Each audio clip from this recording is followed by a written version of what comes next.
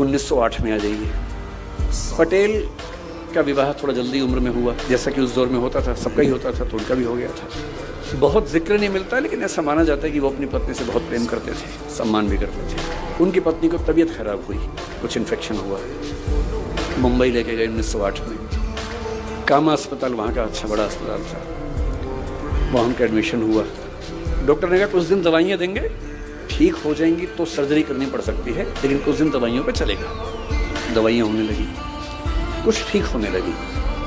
इतने में आनंद से एक जानकारी आई कि उनका एक परिचित, उसके ऊपर सरकार ने हत्या का मुकदमा लगा दिया है। और उसने कहा कि आप, क्योंकि पटेल इंग्लैंड से पढ़ के आए बैरिस्टर थे, कोई मजाक तो था नहीं, उनकी तूती बोलती थी अपनी वकालत में।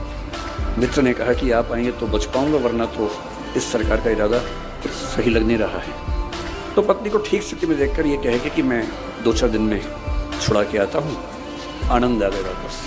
संयोग से उसके 2 दिन के बाद डॉक्टर्स ने पाया कि आज स्थितियाँ ठीक हैं, सारे जो पैरामीटर से ठीक हैं, आज ही सर्जरी करना ठीक रहेगा। तो सर्जरी कर दी, उनकी एब्सेंस में कर दी। और शाम को तार भेजा कि ऑपरेशन हो गया है, आपकी पत्नी ठीक है।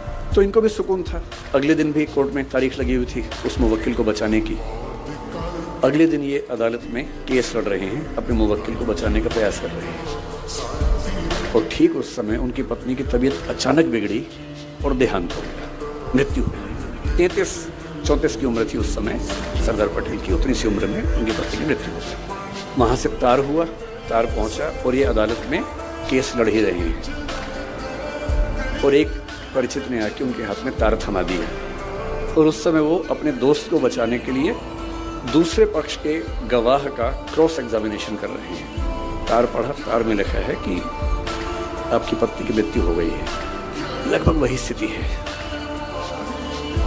ऐसे में कौन काम करना चाहेगा? कोई भी ये चाहेगा कि फिलहाल मैं यहाँ से जाऊं, दुख अपना कम करूं, परिवार के साथ बैठूं।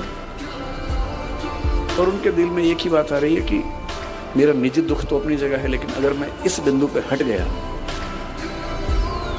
तो वो तो चली गई, ऐसा ना हो कि ये भी चला जाए। और 1-2 मिनट का अंतराल, मन ही मन में अपने आप से बातचीत, तार को मोड़ के जेब में रखा, जिरह की, दोस्त को बचाया। और कार्यवाही खत्म होने के बाद दोस्त ने पूछा क्या तार आया था, और तब पहली बार किसी को पता लगा कितनी बड़ी बात हो गई।